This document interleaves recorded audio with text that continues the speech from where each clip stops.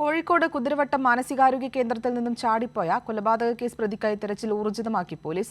രാത്രി പുലർച്ചെയുമായി കോഴിക്കോട് നഗരത്തിൽ medical college പോലീസിന്റെ നേതൃത്വത്തിൽ വ്യാപക പരിശോധന നടത്തി. ഇയാളെ കണ്ടെത്താൻ പോലീസ് ലുക്കൌട്ട് നോട്ടീസ് പുറപ്പെടുവിച്ചിട്ടുണ്ട്. തിങ്കളാഴ്ച രാത്രി 11 മണിയോടെയാണ് പെരിന്തൽമണ്ണ ദൃശ്യ കൊലപാതക കേസ് പ്രതി മലപ്പുറം മഞ്ചേരി സ്വദേശി പുതുവേലിയിൽ വിനീഷ് വിനോദ് കുതിരവട്ടം മാനസികാരോഗ്യ കേന്ദ്രത്തിൽ നിന്ന് ചാടിപ്പോയത്. ഇയാളെ കണ്ടെത്താൻ പോലീസ് ലുക്കൌട്ട് നോട്ടീസും പുറപ്പെടുവിച്ചിട്ടുണ്ട്. CCTV ദൃശ്യങ്ങൾ ഉൾപ്പെടെ കേന്ദ്രീകരിച്ചാണ് അന്വേഷണം പുരോഗമിക്കുന്നത്. വിചാരണ തടവുകാരനായ പ്രതി മാനസികാരോഗ്യ കേന്ദ്രത്തിൽ ചികിത്സയിലിരിക്കെയാണ് ചാടിപ്പോയത്. ഇയാളെ സെല്ലിൽ കാണാതായതിനെ തുടർന്ന് നടത്തിയ അന്വേഷണത്തിലാണ് ശുചിമുറിയുടെ ചുമർ തുറന്ന നിലയിൽ കണ്ടെത്തിയത്.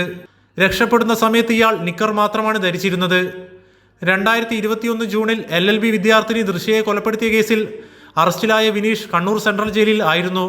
ജയിലിൽ ആത്മഹത്യാ ശ്രമം നടത്തിയതിന് പിന്നാലെയാണ് ഇയാളെ 2022 കുതിരവട്ടം മാനസികാരോഗ്യ കേന്ദ്രത്തിൽ ചികിത്സയിലാക്കിയത്.